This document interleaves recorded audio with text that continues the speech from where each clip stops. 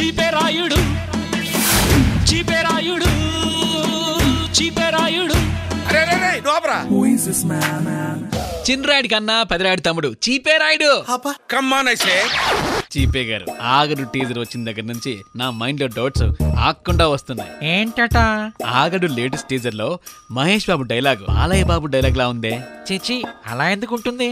నిజమండి. ఓసారి బాలయ్య బాబు డైలాగ్ నండి. నువ్వు భయపడితే భయపెట్టడానికి ఓటర్ అనుకున్నావా బే? షూటర్ ని. ఇప్పుడు ఆగడు డైలాగ్ నండి. నువ్వు డైలాగ్ వేస్తే కౌంటర్ రైటర్, నేను రైటర్ కాదు ఫైటర్ ని. చూడు రాయుడు, మొన్న ప్రతి ఓడు పులిసిము అంటూ డైలాగ్ వేస్తే ఇలాగే డౌట్ పడ్డావు. అవి జస్ట్ డైలాగ్స్ అంతే. మంచితనానికి షర్టు ప్యాంట్ వేస్తే మహేష్ బాబులా ఉంటుంది. సర్లేండి, ఇవన్నీ బానే చెప్తారు గానీ నా సినిమా మ్యూజిక్ కంపోజర్ ని సెట్ చేయమంటే చేయట్లేదు. ఉన్నాడుగా తొనకని నిండుకుండలాగా తమను. వద్దు నాన్న, ఇప్పటికే తట్టుకోలేకపోతున్నావు నాన్న. ఎందుకు? అవే ట్యూన్స్ అవే డ్రమ్స్ తో వాయిస్తాడనా? నీ ఖర్చు తగ్గిస్తాడని. అవునా? ఎలా? నిన్న రభసలో ఎన్టీఆర్ తో సాంగ్ పాడించాడా?